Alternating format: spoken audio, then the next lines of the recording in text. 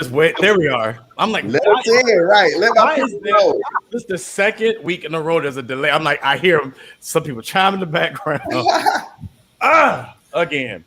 Good evening, everybody, and welcome to Five Guys on Live. We are so excited to see you all again for another amazing week of topics discussion. As always, it's good to see Zach. It's always good to see Darius. It's always good to see Vince. And I am here with you in the joy seat again. As you can see, there is four of us. And before we go too deep into the show, many of you all who follow us and follow many of our members know that the reason we're down to four today is because our beloved family member, our beloved friend, Zach, lost his mom yesterday, and their family is processing and going through this moment. And so just for a moment, if all those who are joining us on this live, who's coming in, and of course, all the guys here, if we can take a moment just to recognize and silence the lovely life that was a beautiful, like we got a chance to even witness her here on the Five Guys on Live. She was a major part of this show as well. And so tonight, if we could just take a moment just to take a moment of silence and remember this beautiful life.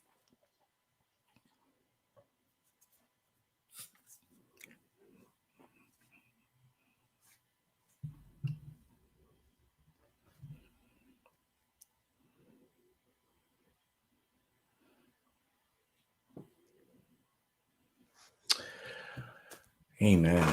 Zach, if you are watching, if you're on tonight, we are sending our love to you. We are continuously praying for you. We are sending love to your family, and we will hold it down for you. And we look forward to wrapping our arms around you soon.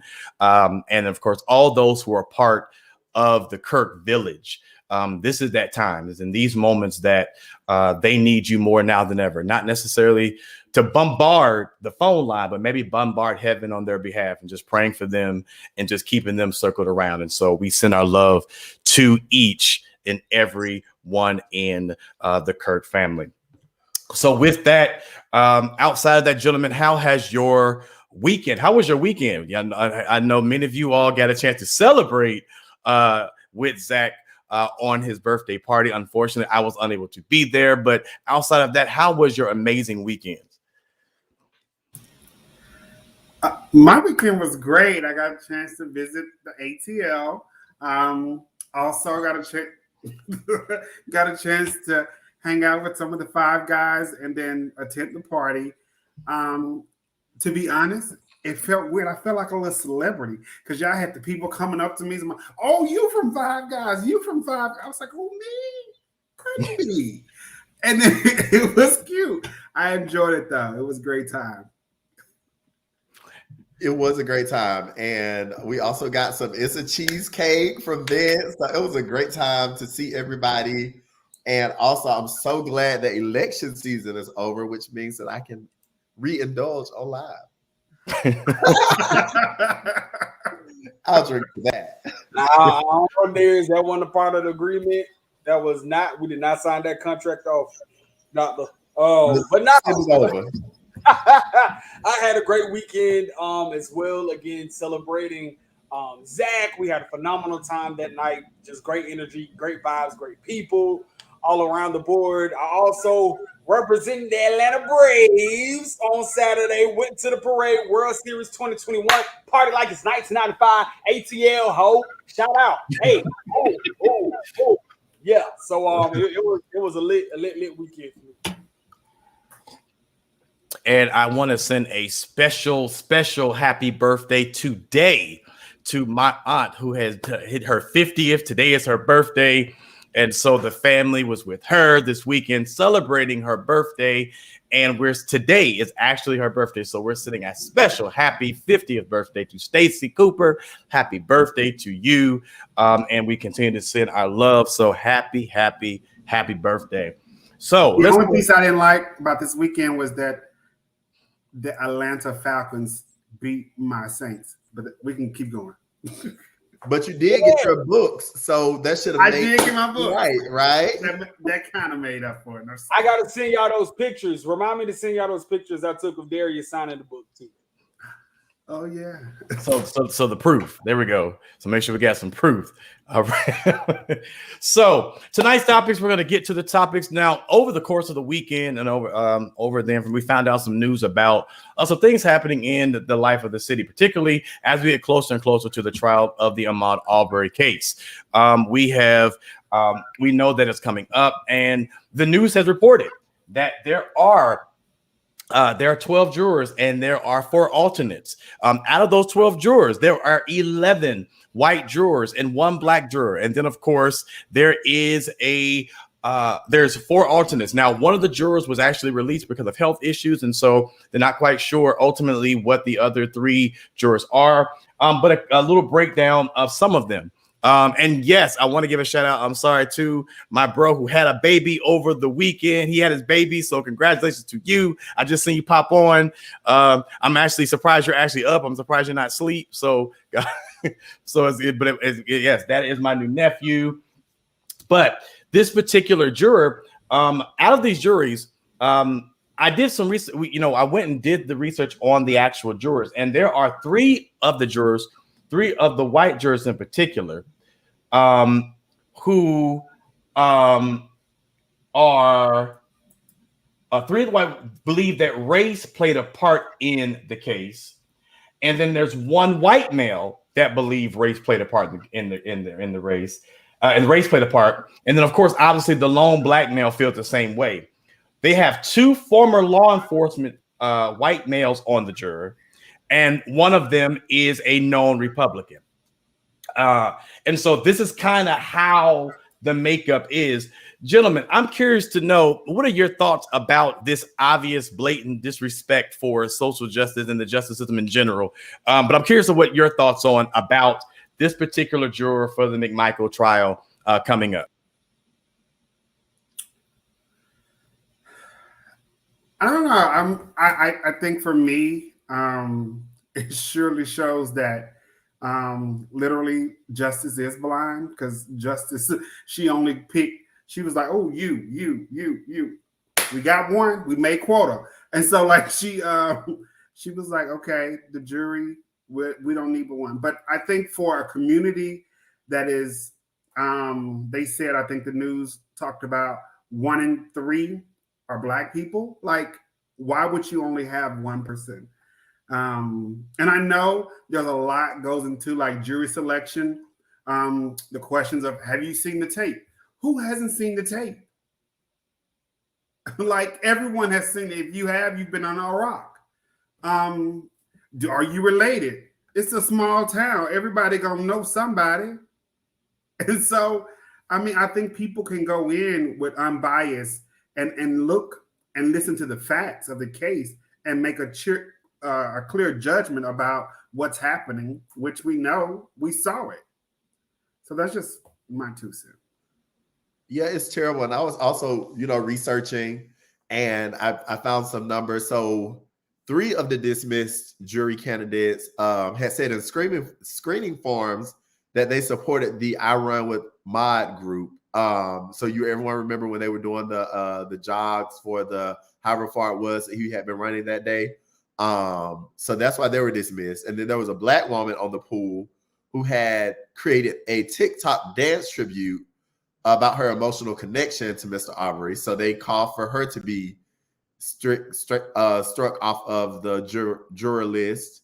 And then there was a black woman in the pool that had said that they hunted him down and killed him like an animal. The whole case was about racism. Of course, they would not allow her in the jury pool.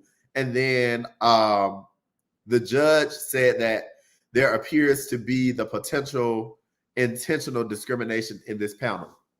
And so I'm trying to wrap my mind around them feeling like the jurors would be discriminatory, but they aren't as concerned about his entire death being because of discrimination. And so it's hard, to say that in this small town, in a case that's getting worldwide attention, that these people haven't voiced their concerns, because everyone wrong, right, or indifferent has voiced their, feelings about this case. But you're going to give it to the people who didn't care enough to say anything. You're going to put them on the jury. That doesn't mean they don't have biases. And that does not mean that those biases will not show up in the way that they handle this case.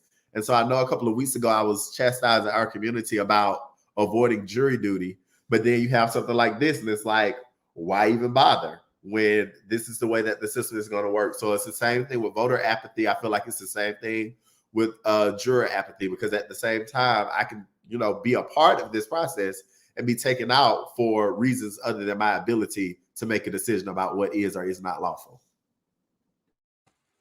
Yeah, that's good, Darius. Darius. Ha! Darius. Who that? That's right, who that? No, but like for me, just listening to just all the facts and all these things, I really feel like even the jurors that were dismissed and let go, that just seems strategic and calculated as is. Like, even though this is a small town or what have you, like, and I believe the number that I saw was like, it's like 40% of that town is of African American, makeup of African American or what have you. So it's like, why? I feel like somebody went, like, they chose those three people knowing that these three people had some type of, feelings or some type of way connection, yada, yada, yada to it, just to dismiss it in the long run and therefore bring other people that are quote unquote unbiased or what have you. So yeah, I definitely agree with just the blatant but cleverly laced racism that is just marinated all through this, just this juncture. However, I will say this. Throughout this entire thing, I'm really praying for humanity. I'm praying that when the jurors watch that video of Ahmaud being murdered and seeing the graphic photos of his gun wounds, that they are compelled and convicted to do the right thing. Just like many people had that light bulb go off, especially, our Caucasian brothers and sisters had that light bulb go off when they watched and heard George Floyd scream for his mother when he was being murdered. And, a lot of white people were like, wow, do black people really go through this? And, like they had to finally see it and hear it in 2020 for them to have some type of recognition or acknowledge that this is what we go through. Hopefully that same type of light bulb and acknowledgement and empathy and compassion will happen in this case. Because at the end of the day, that video does not lie. Even looking at what McMichaels is saying, he was saying that that he felt that his son's life was going to be taken. But when you see the video, Ahmaud is running away from y'all. He's not charging at y'all. He ain't throwing rocks. He ain't throwing sticks. He's running away from y'all. And then in addition to that, y'all are yelling racial slurs at him while he's trying to run away from you all, and y'all shooting. So there's even, like, the video says it all. So I just really, really hope that they just lean into the facts and, they don't move in a place of racism, like just go with the facts. The video explains so much right off the cuff. And what was interesting to me as I was reading about the different jurors that they chose, one of the white jurors, that it was one particular white man, he doesn't know a lot about the other two gentlemen, but he did say something about McMichaels. And he said, one thing I will say about it, he said it felt like he was baiting him. He was literally targeting him, and he was actually stalking him. And he said, I'll make the case and I'll make sure I look at the facts. But he said, you can't negate the fact that he felt like he was stalking this man. And what other reason would you have? A lot of these jurors have made it, the ones that are not saying, a lot of jurors are saying they haven't heard much about it. They don't watch much news. They had to research and everything else. Keep a bias, approach to it. Can they really, though? That becomes the question. When you're saying, I'll let the statement has been, I'll use the law, or I'll follow the layer of the law. But the problem becomes if the law has already if the law has already shown itself not to be fair to the system already, how can we rely on the particular law to use the law to actually make this a fair case? And so that's, I think, is going to become the problem.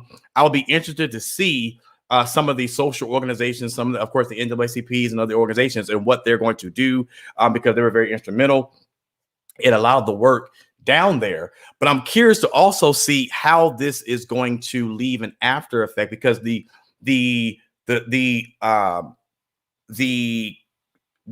murder has already left a tainted taste in the life of the city.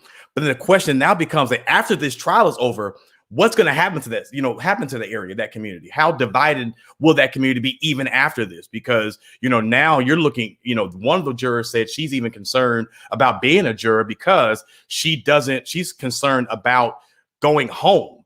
Let me see. Near impossible to have it unbiased. Social media has correct. And in one particular juror, she's scared she's going to be followed home after, each night after. And so I want to. We'll obviously, as we're going through, we'll obviously be on target and looking at what's going on. But I will say, going a little further down the state, so going from Georgia, going down to Florida, going down to West Palm Beach, Florida, there's a man by the name of Michael Lincoln. Michael Lincoln is trying to gain support for a bill that would make it harder for someone to put on court order guardianship without a judge first considering an option to not strip them. So what's going on is there's this thing called supported decision making. People who are adults who are intellectually disabled are having their rights taken away from them because of the fact that their judge are calling them incapable of living an individualized life. And so they have their rights like getting married, driving, and even voting taken away from them. And so right now, and in Florida, there's House Bill 681 SB 1010, which will require a judge to consider supported decision making before ordering someone to guardianship program. Now, this particular bill died last session, and they're hoping to bring it back up. Georgia does not have a supported decision making. Actually, only 7 states actually support this initiative. Literally only 7 states. But even in those 7 states, which ironically enough, Texas is one of them, there are still some limitations to this. Gentlemen, I'm curious. I brought this up because I'm curious to know your thoughts about literally stripping away the rights of individuals who show themselves to be capable of handling their own. The question becomes, are we using our oppressive nature to find a new group of individuals to oppress, and so I'm just curious about what your thoughts about this particular issue. And do we need to make this a national thing, a national bill, or do we need to keep it in a state level? Well, I don't think that it's the matter of oppressing a new group. I think this group has been existing for quite some time now. I think a celebrity, we've talked about her many times on the show, that brought this to the forefront is Britney Spears. That conservatorship trial, she wasn't able to have, kids. She wasn't able to see her kids. They physically put like birth control, whatever, inside her body to the point where she could not have kids. She could not control her money. She could not perform. Her, like, they watched her change in the bathroom and just all these things or what have you. And so now that conservatorship battle is over and she can finally get her rights as a human back.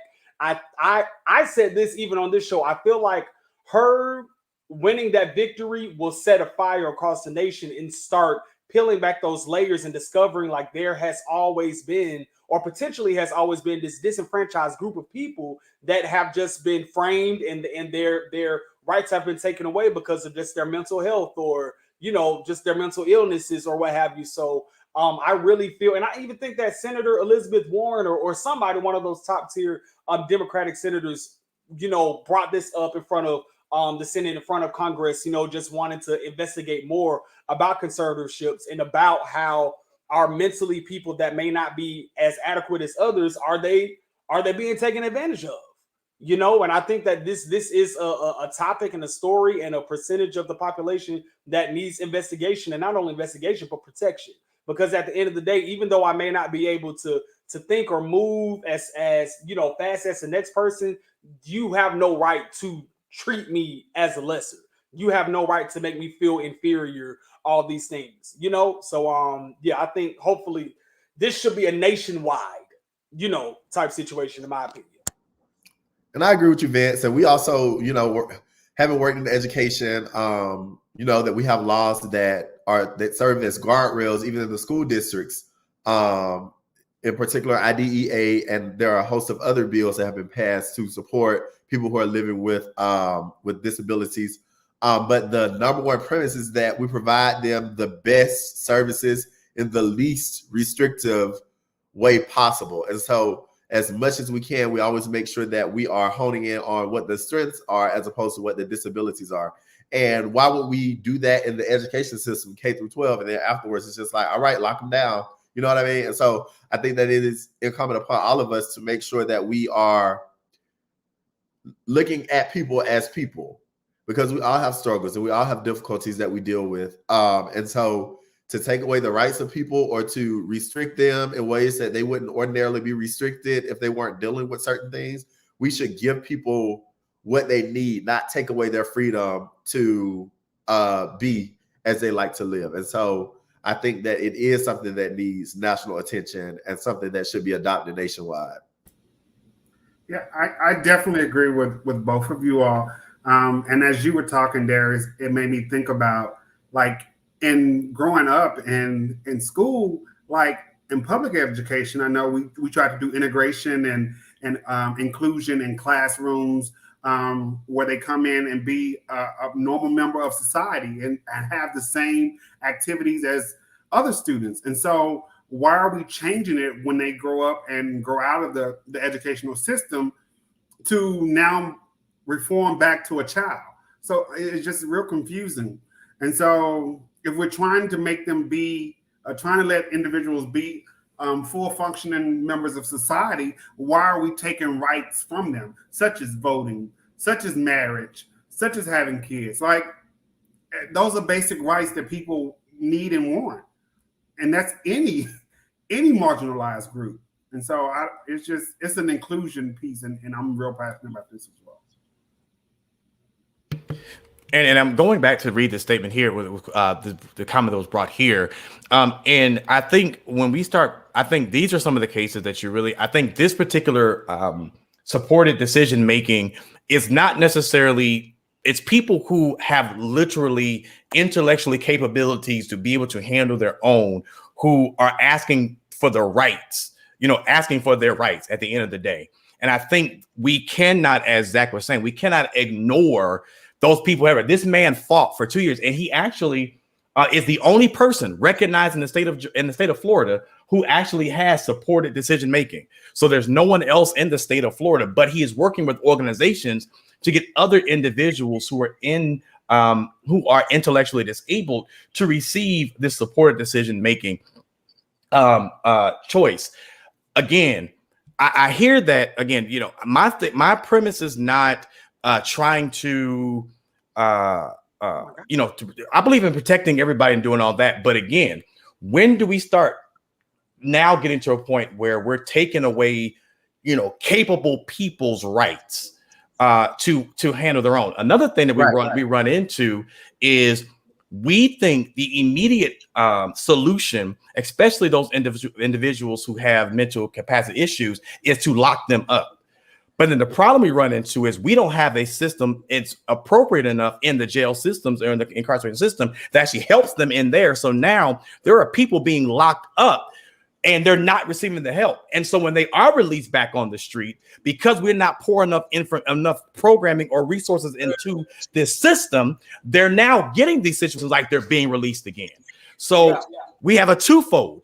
Not only do you not take away people's rights, but you also, as Darius was saying, we have to invest the funds and invest money into making sure that we're providing them the resources to get the help. Rehabilitation is not incarceration. That is not where you help them. Rehabilitation is putting them in a program that's going to get them to a place where they can function on their own and not pump them with a whole bunch of drugs either. Still provide them with a space and an opportunity where they can grow. That's how we begin to. So for me, I think it is truly a twofold. And I'm with you, Vince. This really needs to be on a higher level. This really needs to be how are the rights stripped because of the fact they when you are, especially when you have, particularly in Georgia, there is an adult guardianship. There are adult guardianship laws as they are across the state. And if you are, as an individual, have to have guardianship, based upon what the guardianship statute states or what they put in yours, there are potential things that you may not be able to do, including voting. So Right. you may not have the, so based upon what the judge puts in that, and this particular gentleman, he found himself a lot of times in foster care. So he was in and out of foster care. So once he was no longer a ward of the state and he became 18, the judge then made him feel like he now needed to have guardianship because the judge said that he was not capable, didn't get an evaluation, didn't get anything. The judge said simply because he has a disability. And you know, that is, you know, he has to have guardianship. And so Right. when do we leave that? You know, when do we start allowing people to have their rights again? So this And I go ahead. Sorry, go ahead. move on, DeAndre, but the best thing that we could do, number one, is to destigmatize what it means to suffer with mental health concerns. For instance, not calling people crazy who deal with mental health issues is one way that we can be of assistance, as opposed to calling someone crazy. You can think about ways that we can invest into programming that meets the needs of people who are struggling with their mental health, so that they don't become dependent on drugs or other illegal activities. Because at the end of the day, committing a crime is committing a crime. But to make that seem like that's the MO, if you will, of anyone who's dealing with mental health issues is very irresponsible. You'll be surprised the people who might be standing right next to you, who probably be in the same situation if they didn't have someone advocating for them and making sure that they got everything that they need in order for them to become a productive citizen and do it in the way that they do it. And so we have to destigmatize, especially as a Black community, what it means to suffer with mental health issues. Mm-hmm. And, you know, I'm not saying that I'm not calling this next person crazy, but I will say the situation was crazy. This particular situation occurred, not her. I'm sorry. You're not crazy, but you are crazy, but not you. So the wrong person came on the screen. The next person we're talking about is Travis Scott and all the things that happened at AstroWorld. Yeah, Darius, tell us about what occurred. Listen, y'all know about that Kardashian curse. It just once you go Kardashian, it don't go well. Anyway, Travis Scott had a performed at AstroWorld Music Festival on Friday night in Houston, and it led to the death, unfortunately, of 8 attendees and left many other injured. Now, at this performance, there were around 50,000 people in attendance. And at some point, the audience rushed forward, triggering panic. As a result of this panic, 17 people were taken to local hospitals. 11 people were in cardiac arrest after on-site medical staff became overwhelmed of treating around 300 individuals, according to authorities. So of these 8 people, one was 14, one was 16, 2 were 21, 2 were 23, 1 was 27, and the details of the last person has not been released because they needed to notify everyone in their family before releasing that information. And so a lot of conversation has been happening about what level of responsibility lies in the lap of Travis Scott. And apparently this is something that used to happen in the past, but it hasn't happened recently. So I know that Travis Scott has, number one, refunded everyone in attendance, or plans to refund everyone in attendance the cost of attendance.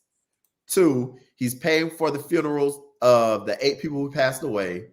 3, he is partnering with mental health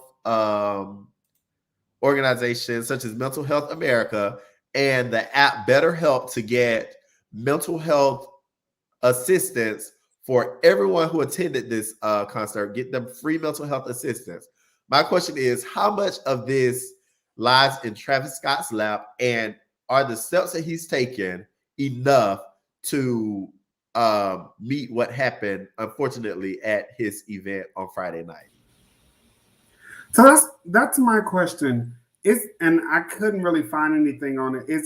Was Travis Scott the promoter of the whole event?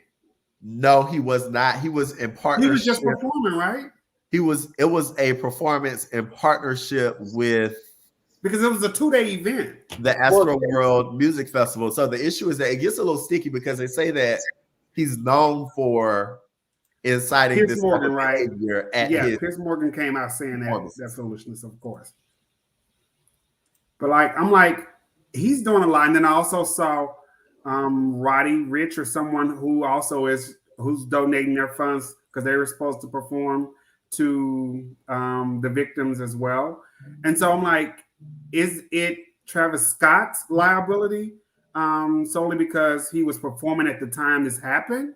Or is it the liability of the promoters and the venue and others? And see, I'm not Well, a lawyer, the promoter was Live Nation and the organizer was Scoremore. And so allegedly they're all being sued at this time. And AstroWorld, let's be clear, AstroWorld is like Travis Scott's album. Like that's his tour. Like that is what Travis Scott is known for. This was his festival, just like Coachella, just like all these Hackney, all these other festivals. AstroWorld Festival was surely dedicated to him that he put on. For me, this really touched home for me. In two areas. Of course, y'all know that I host a lot of events and perform and things like that. And also I'm an event coordinator at Mercedes-Benz Stadium, one of the largest stadiums in the entire world. So immediately when I read and heard about this story, my, I don't want to say blame, but my side eye immediately went to the team.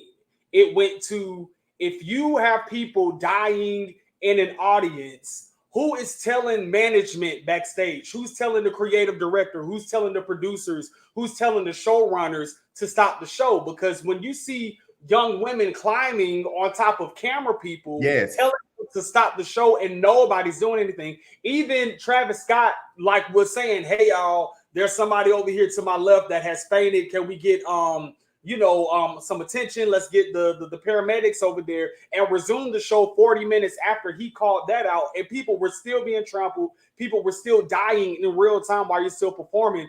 There's so many breakdowns in communication, and it really irritates me as just crowd management, especially coming out of the pandemic. And you got a 50,000 person festival. Like the crowd management, that is piss poor. And I saw somebody that said that I don't see how Travis Scott is liable. If we know that is in his behavior, that he willfully tells his fans and his constituents to bomb rush the stage. I don't know if anybody remember those rock band concerts, Metallica, with those mosh pits and stuff like that. That stuff is dangerous. Even when I went to the Braves celebration party, like once the parade ended and people were trying to file into the stadium, it was so many roadblocks and snares and things, like it was like a standstill and people started pushing and pulling and trying to rush into the stadium. That stuff is dangerous. Clearly, we see 8 people don't lost their life.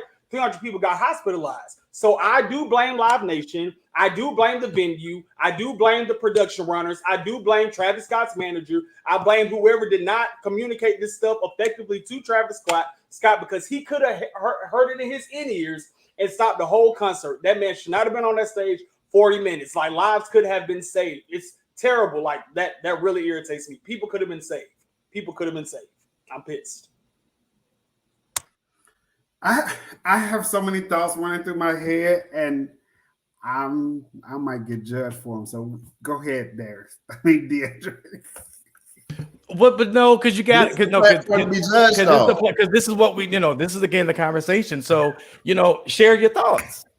No, it's like I hear what you're saying, Vince. But I think also, what ownership does the people attending these events have as well?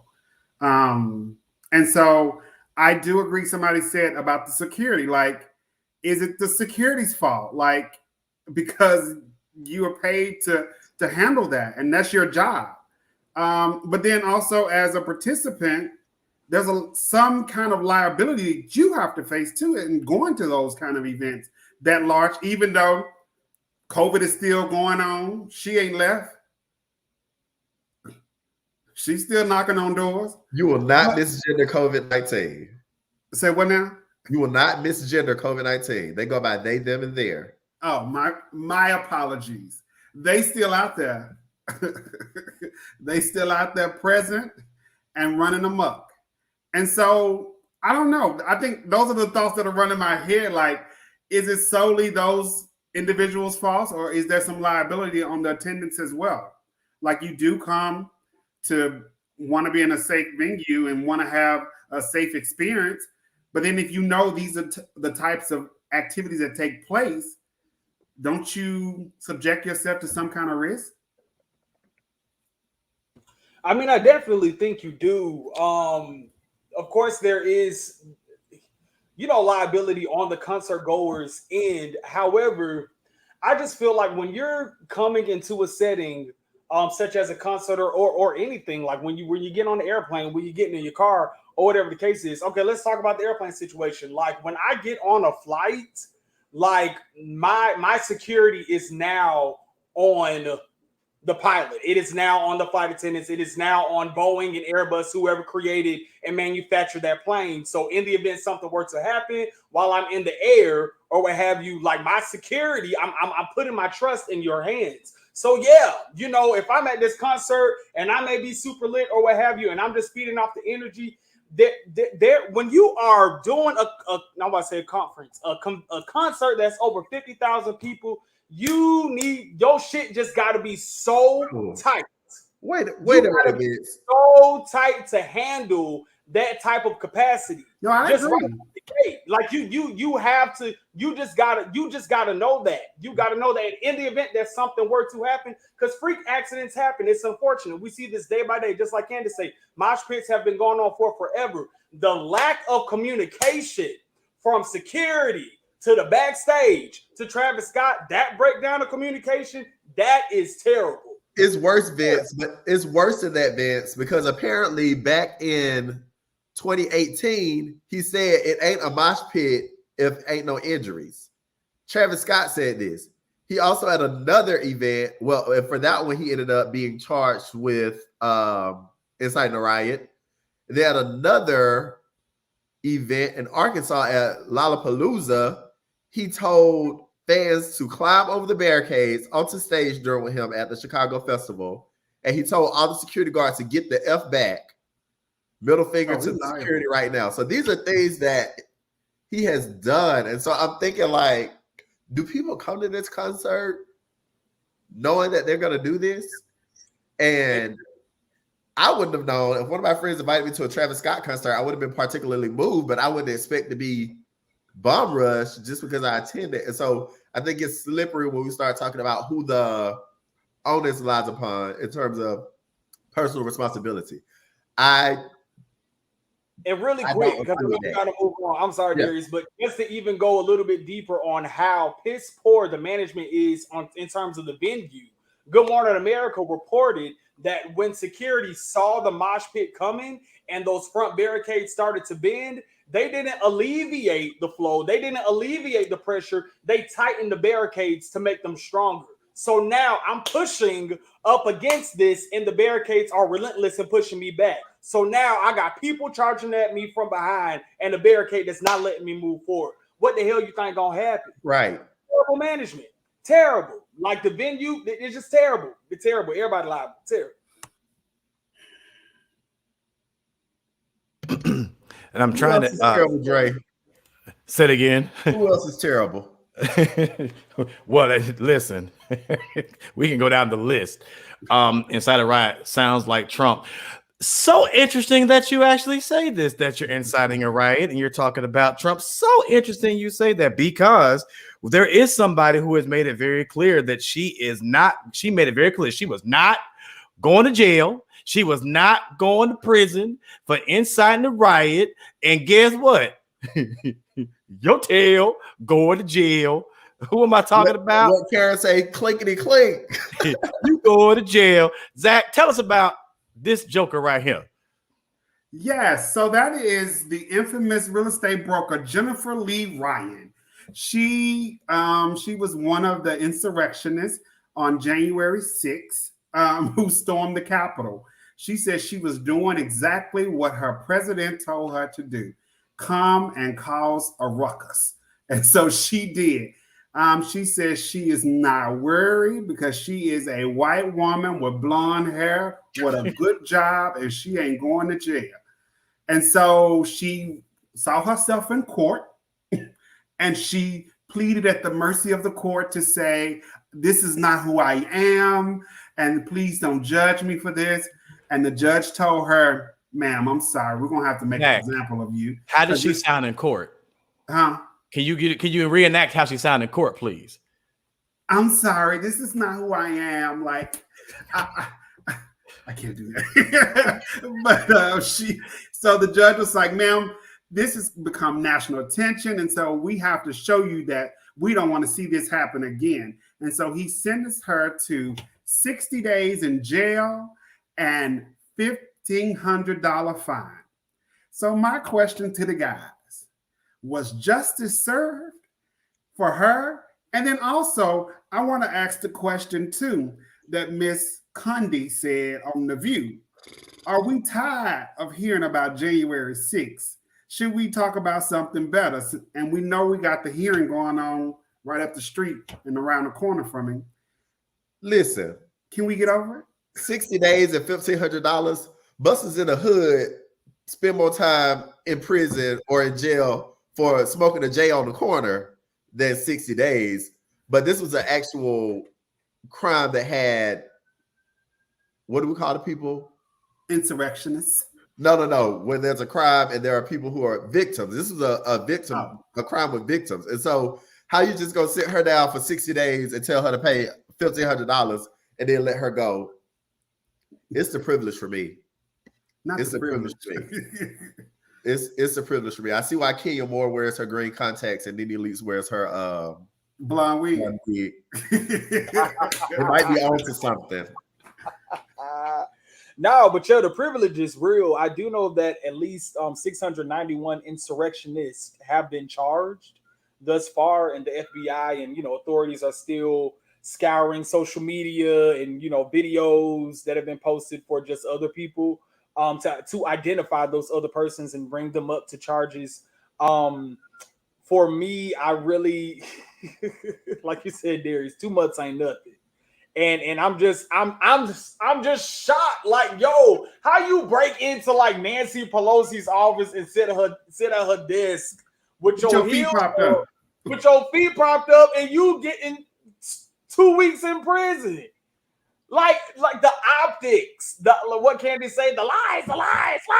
Like, are you like what? That it blows my mind that even the justice system just thinks that is okay. But what I really want to happen, because a lot of times when these, events happen and people get, convicted and, we don't hear about it anymore after they get convicted. This lady could very well get out in 4 days for good behavior. She may not even serve this whole 2 months or what have you. So I really want Netflix in about 3-4 years to do a docuseries called I Stormed the Capitol. And I want them to get like 20-25 people and follow up. Right. I was like, you better trademark that. You better. I need to follow up. It's a Five Guys production. Okay, well, we need to make it happen. I need to know if these people are meeting their quota in time, in prison, in jail, doing what you're supposed to be doing. But the whole thing is just preposterous. But then I also have to add that PayPal shut down her account because she was trying to raise money for funds. Right on, PayPal. Right on. to pay for her legal funds. But she got a good job. And she's not going nowhere. So why you can't come up with that? Especially not in Texas, right? She's a real estate agent in Texas. So, she covered by the blood over there. Listen. Come on, preacher. No. Because the funny part about this is, and I use funny loosely, Martha Stewart went to jail for 5 months. Ooh. And paid $30,000. And I find it funny, and and they, and I find it interesting how when you go back and look at this idea, and I'm going back here where it says they're going to help her just like they're helping Kyle Rittenhouse. Don't get me started on that. Yeah.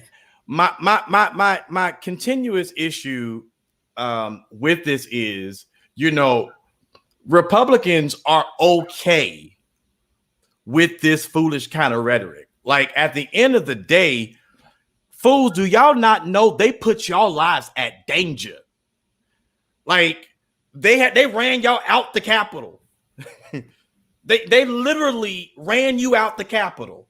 So much so they didn't care if you were Republican or Democrat. They were going to take your life because of a man who said, go by any means necessary and do what you got to do.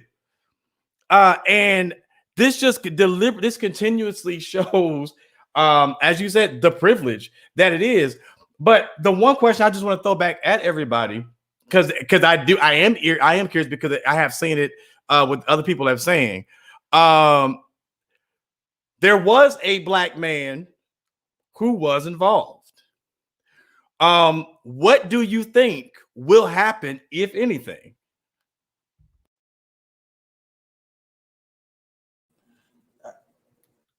I don't care. And I guess the question is, do we even care? Lock his ass up too. No. Lock his ass up too. If she got 60 days, he needs 61 days. Don't give him more. He can get 59. No, he needs that extra day to think about being with those fools. No, you need that 61st day to remind, why was you up in there with them knowing they don't care nothing about you? Exactly. Why your tail up in there? They said he's already out of the jail. But yeah, I just find it interesting. Like they have, well, I'm looking at here.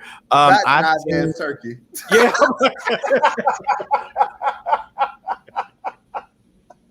Y'all forget my friend.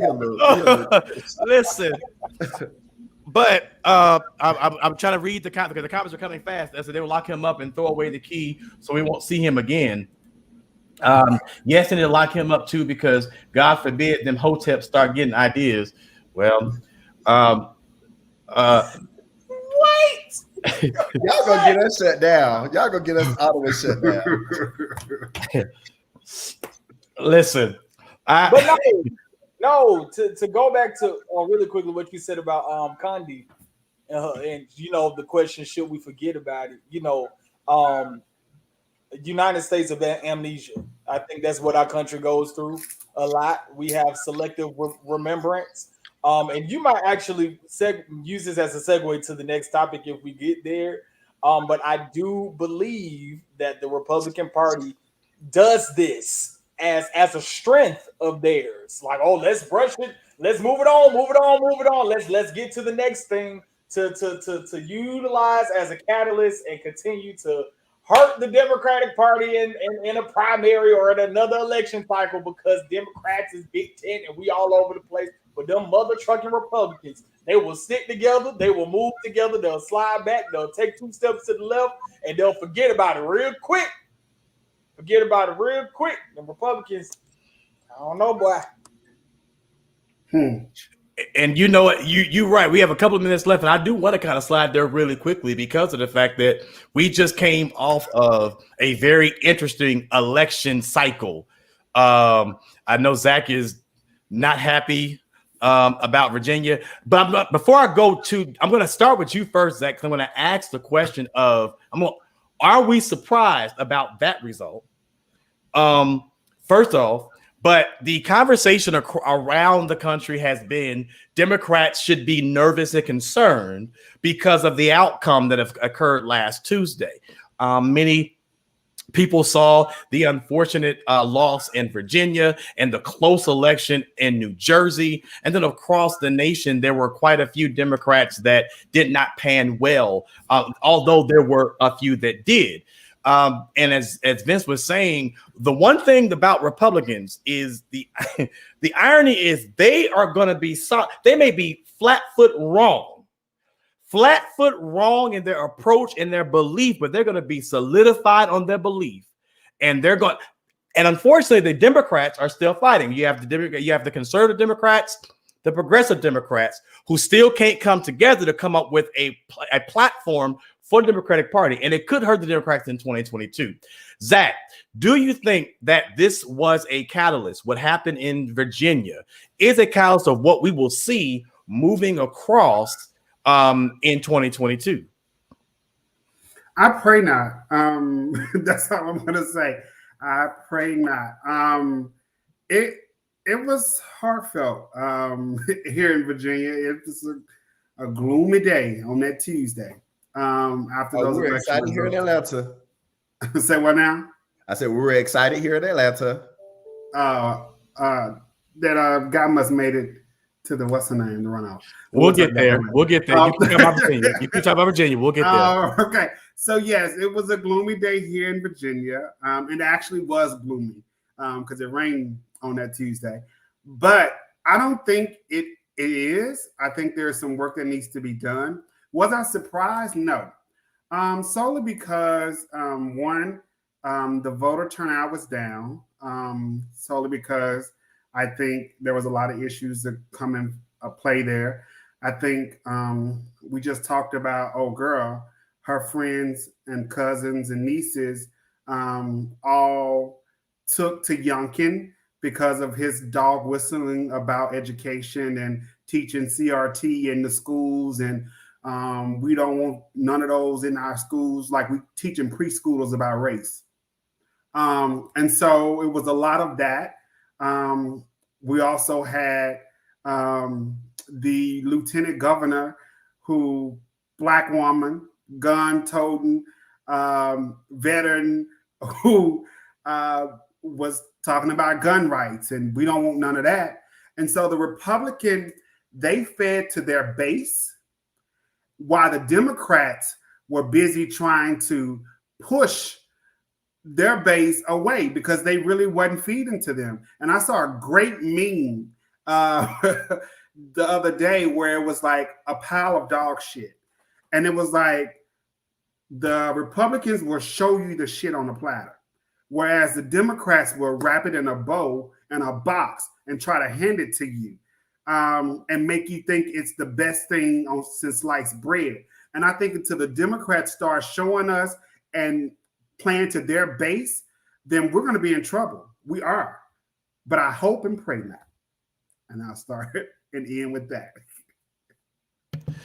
And this is where I'm going to throw it to Vince and Darius because of the fact I have a quick question for you because you mentioned something, Zach, and we're gonna end. I promise you. I want to ask this question though, because of the fact that we literally had in the Metro Atlanta area less than 21% of the registered voters come out and vote in the election. Less than 21%. That's a little about 90,000 voters. In a city of about 500,000 registered voters actually came out and voted in the Metro Atlanta elections. The question I have is, and we're talking about going into 2022, and I think, Zach, you talked about there was low turnout in Virginia as well. And it's just my opinion, but I'm just curious what you all thought. Do you think that we are doomed if we don't start putting forth, if we don't stop putting forth lackluster candidates who people can't feel like they're getting behind? Because this election cycle, we just had an election, a record number last year in COVID. So we can't blame COVID. But that was so the question becomes, do you think that we did not have this cycle enough candidates that energized the base that make them even want to come out and run? Come out and vote. I don't know, DeAndre, because I feel like you can't really compare the turnout of a presidential election to this type of election. And looking back at the numbers in the election that Keisha Lance bottoms, which everybody was so energized and excited about Atlanta having a mayor named Keisha, there were 100,000 people who voted. And so that's about 10,000 fewer people from that election to this election. So I don't know if we're in a terrible place. I feel like we could definitely be in a better place. However, please, thank you. However, I think that it'll be interesting to see how this runoff goes. And it was good to see that Atlanta said no to. I'm gonna pull my Kathy Hilton out. Did the guy who was happy about Lil Nas X, did he make it? I know he was running. So Vince, your turn, Vince. I'm passing it to you. Hey, how y'all doing? No, but you know what? I definitely agree with Darius, and even going into the Virginia governor race, like though the Democrats lost, it was only by like what 10,000 votes or something. So I could see if it was like this incredible, like he lost by 500,000 votes or something like that. I think because let's just look at the percentage. It's just 2%. Let's just say right, exactly. So if this was like a 5, 6, 7%, 10%, difference, then yeah. And I say that for the state. However, for the presidential conversation, the fact that your president and vice president could not rally and energize voters, and they are the leaders of the free world, that is problematic. I find it more problematic because I think the presidential strategy, whatever it is, I don't know if they're trying to move in silence and drop heavy, every other 5 blue moons. I don't know what they're trying to do, but I think their lack of visibility is starting to trickle down and put this taint over the entire Democratic Party. And one more thing, I also do feel like I don't think the customers, the candidates here in Atlanta are lackluster. I think that a lot of people are like still going through like presidential voting withdrawal. Like that was very gruesome. It was very exhausting trying to get Trump out of office. Like Facebook literally just pulled up a memory yesterday. Hey, you voted for, just all the voting memes. 1 year ago, 2 days ago, we put Biden and Harris into office. I think people are tired. Think that was a lot mentally. It was a lot. And then are you even compelled? I think that the Democrats, like, if you want change, y'all should have kept that same type of energy, even though you can't really rank a presidential versus a local election, but just the diligence and the consistency that the presidential candidates had, like, I feel like they could have, conjured up a little bit more of that, because it was sort of like an in the wind type of thing. Oh, are you going to vote today? Oh, maybe, girl, I may go down the street tomorrow. Like I don't feel like it was like a precedence for people. But I think we can't really keep saying that we can't compare the local and the federal and the national, because most of the issues that's going to affect you happen at the local level. Of course. And so that's the ones that we need to have people out voting. That is completely right. But then that goes back to the onus of the people to keep in their mind like local elections matter. That's why I was so proud of Georgia for doing their due diligence when the Senate elections came with Ossoff and Warnock. Like we got to keep that same energy. And I feel like, what's DeAndre favorite word? Fickle. Also, to Candace's point, it's about money and having the money that it takes to even publicize these elections in the same way that the presidential election. When it's a presidential election, it don't matter what channel you turn on. It's going to be an ad. They're going to tell you, this person is running. It don't matter what corner you turn down. It's going to be something there. But then in this local election in Atlanta, even one of my friends spent 3 hours trying to vote because he had to travel from one precinct to the next, in order to vote, because of even the things that are going on in the city that are still disenfranchising voters. And so it's hard to tell people go vote, but then they have to deal with poor customer service experiences, because at the end of the day, that's what it is. It's a customer service experience. And luckily for him, he manages his own business, so he can set his own schedule. But for somebody like me that has to be on the meeting when the people tell me they need to be on the meeting, after standing in line for an hour, if I'm not able to cast my ballot, that might be the determining factor about whether or not my voice is heard during this election. Mm-hmm. So I think that we have to consider all these things when it comes to what contributes to voter turnout. That's why I need to be a national holiday. But back to your point, Vince, when you talked about the president and vice president coming out, actually Biden and Obama came here and rallied for Warnock, I got his name now. So they actually rallied for him. And I think the issue came into play was the Democrats were big in pushing Trump towards Youngkin, where Youngkin was busy dodging Trump. And so he didn't have anything. Trump came out and endorsed him.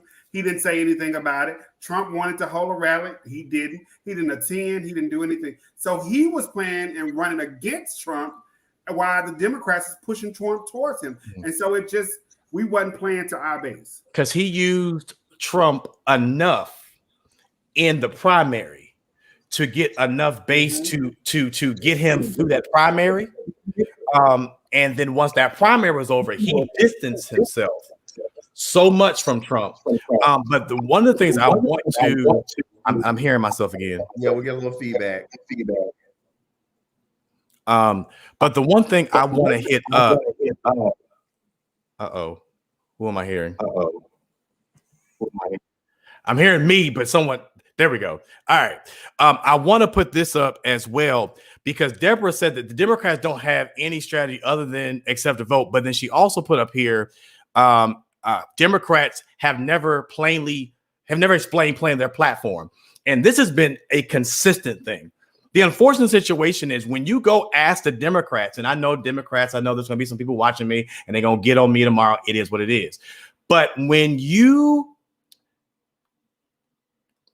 I've still been asking for the platform of the Democrat. Like, what is it that we stand on? Like, what is the premise? Like, what is this thing?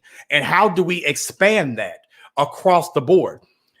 There's too many, and when there's too many conversations, there's too many people, you can't even get, again, the progressives and the conservatives to come together. The one thing that Youngkin did well is once he realized, he said, I'm going to take this back to the conservative Republican Party. We are still the grand old party. And what he did was he talked back to that base. And that base is what got him won. And independence. And independence, because again, people are tired of hearing the same old. People are tired of hearing because we do this wonderful thing, and this is the conversation that needs to be had. We do this amazing thing where we do this. Candidates sometimes do this needs assessment, but when they do the needs assessment of the community, they never do the need assessment. Sometimes they never go and really ask the community specifically what the need is. You give them this platform. I want to do this. I want to do that. I want to do this. I'm going to run for this. I'm going to run for that. But did you actually have a conversation in that community to determine if that's what they needed? And I think that becomes the problem. We assume that because we see what's going on globally and nationally, that's what we're supposed to be speaking on. But if that's not what's going on in your district, if that's not what's going on in your community, that's how grassroots work. That's how you get these. That's how you really get change to happen. You have to start dealing with the initiatives in this community. And the city of Atlanta, whatever you decide, one thing you cannot say, I don't care what nobody say, one thing you cannot say is the two individuals who are in the runoff, which you do need to go choose. The two individuals that are in the runoff do care about the people of the city. And so my hope and my prayer is that you will take the opportunity to go and research. I believe Darius said it last week. Go Google the people. Go Google the people. Google their voting record. Put your safe search on. Yeah. Google the candidates who are still in the race. Okay. Google the candidates who are still in the race. But we also have to make sure, again, that we are, as Zach was saying, we have to make sure that we are looking locally. It's great that we're getting ready to come to a congressional races and everything else, but we are getting ready to have another statewide gubernatorial. We're going to have two. Our people don't realize that Raphael Warnock is up for election. He has to run again. We put the other dude in the safe seat and put Raphael in the crazy seat. So we have to come out again. We still have to, again, you have people who are running for agricultural, for attorney general, people running for labor. Those things matter. The insurance commissioner, people don't realize that those things matter. So these are things that we have to, and I think, Vince, you and I've talked about this on a number of occasions as it happened across this board, is we have to do a better job educating people on the issues and not just the candidate. We need to educate people on the position, because once people become educated on the positions, it makes it easier for them to find who they're going to vote for. Because if I know the insurance company, the insurance commissioner regulates the insurance, I would like to have somebody in position who has had the idea or knows about insurance who can actually do that. But the last thing, and we got to go. The last question I have, and this goes to you, Vince, because you've talked about it. Do you think that do you think media has expanded this thing so much to make it seem like Democrats are in trouble? Do you think media has tried to pan it so much that, Democrats are in trouble? And are they really in trouble? Do you really think they're really in the trouble that they are? Or do you think media is blowing it up to create a story to get people concerned and scared, not, find ways to oppress the vote? Do you think that you think the media is trying to blow it up to make it seem as if Democrats are in this big time trouble? Yeah, I do. And it's funny you mentioned that. I feel thus far, in terms of just the Biden administration, though he definitely has had a lot of, obstacles and hurdles, he's somewhat been untouchable. Like, a lot of people really hasn't come down on Biden. And I feel like the Democrats allegedly being so, bad in the polls and all these things, is just like just smoke and mirrors, just trying to create some type of negative cloud around the potential good workings of what the Biden administration is, allegedly plotting or planning to do. So yeah, I do think that this is a hot topic. It's a hot story, a hot theme for the time. Give it another 2 weeks. I'm sure we'll probably bounce on to something else and not even really be concerned about what the Democratic Party is doing or what have you. But really quickly, I know we got to go, y'all, but I just wanted to pinpoint on what Deborah said. That Democrats have a fascination for suburban white women. I think that's actually both parties. I agree with you, Deborah, 5,000%. And Zach, maybe you can comment on this. A lot of reports came out in regards to the Virginia governor race that a lot of white suburban women came out for him because of CRT, which we know is not true. But what we do know Republicans do and do it well is that they play on the ignorance of their people. Mm-hmm. They will fearmonger and sell them false fantasies and dreams and hopes. Stuff ain't even true. And they make it Bible. And because they people don't take the time to learn and educate themselves, and it's like, they teaching, we're just going to go ahead and up over him. No, you're wrong. Actually, everybody's wrong right now. So though the Democrats, I say all that to say, though the Democrats definitely have their hangups and things to work on, the Republicans be jugging over there too, and they be taking advantage of their constituents and playing their unintelligent, quote unquote, unintelligence and ignorance down and taking advantage of it as well. Both parties are screwed up. Can't say that word. And with that, they're screwed up. The party's screwed up. I would love. We don't have much time, and we don't have the time. But I would have loved to hear Darius's take on this Potomac crew that happened the other day. I know we said part one, and I know I actually watched it. I was surprised. Whoa. I actually watched it. I was thoroughly entertained. You're welcome. I was thoroughly entertained. I gotta go and watch it because I was out in Atlanta doing Sunday. But Durant, I'm sorry, y'all. The CRT does not, y'all. Critical race theory is only being taught in law school. It ain't being taught in high school. It ain't being taught in middle school. It ain't being taught in pre-K. It ain't being taught in elementary school. It is not being taught in Miss Betty Johnson's children's ministry class at the Fellowship Project. It ain't being taught. So I don't know why these people sitting up here, Democrat folk worried about Republican folk. It ain't being taught unless you got a law degree. Let's put it out there. So leave it alone. Unless you going to Harvard, it ain't happening.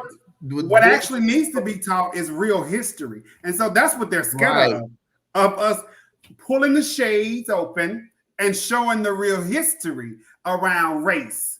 It's not, CRT is not being taught in K through 12. It needs to be though. But you know what? Is being taught is Black history. And so with that, I want to give you our Black History 365 moment for tonight. You said what? You talking about Potomac? I ain't talking about them girls tonight. I am tired, okay? I am tired. I've been fighting on Twitter all night for my girl. You know, I'm a fight. Who you think I gotta fight? I'm Ashley. We know you like Ashley. Who? You been fighting for Candace? Who? You been fighting for Candace? You know, I'm gonna ride for Candace, okay? I'm gonna ride for her. How's that working for you? You said what? How is that working for you? How's it Like, working for the rest of those girls? How's it working for the rest of those girls? Y'all have empowered a white gay man to sit up there and say that a black woman deserves to be physically assaulted by another black woman. That's what y'all let me do. tell you. So let me take the record. So according to the census, let's pull this. I hadn't seen it. Anyway, y'all done gas Andy up. Andy talking about, well, why am I getting tweets every day, every morning? People saying get you fired. They want you fired. Andy, what about the tweet saying that we want you fired? No, but then how Candace pointed at Robin, they say they want Anyway, before we get put off, let's go ahead and do 365. Right, because we could talk about the light skin history of Potomac, but we're gonna talk about all black people, no colorism involved. And today I'd like to highlight Hank Aaron in honor of the Braves winning the World Series, world champions for the first time since '95. I just wanted to highlight Hank Aaron, who we recently lost. Hank Aaron broke Babe Ruth's legendary record of 714 home runs. He was born in Mobile, Alabama. He began his career as a player for the Negro League with the Milwaukee Braves, and he became an Atlanta Brave later on in his career. He's a phenomenal philanthropist in our community, and we just want to pause and commemorate his memory, celebrate the World Series win by the Braves, and to just, encourage everyone to remain abreast of the history that even exists right here in our own backyard. So shout out to Hank Aaron, shout out to the Braves, and shout out to all of y'all for sticking with us through this episode. We really appreciate it. And again, we didn't talk about that tomahawk chop, but we'll talk about that later. We don't have to talk about it. But again, unfortunately, while the parade was going on, the city of Atlanta also laid to rest an amazing individual in the life of this city, Miss Jovita Moore.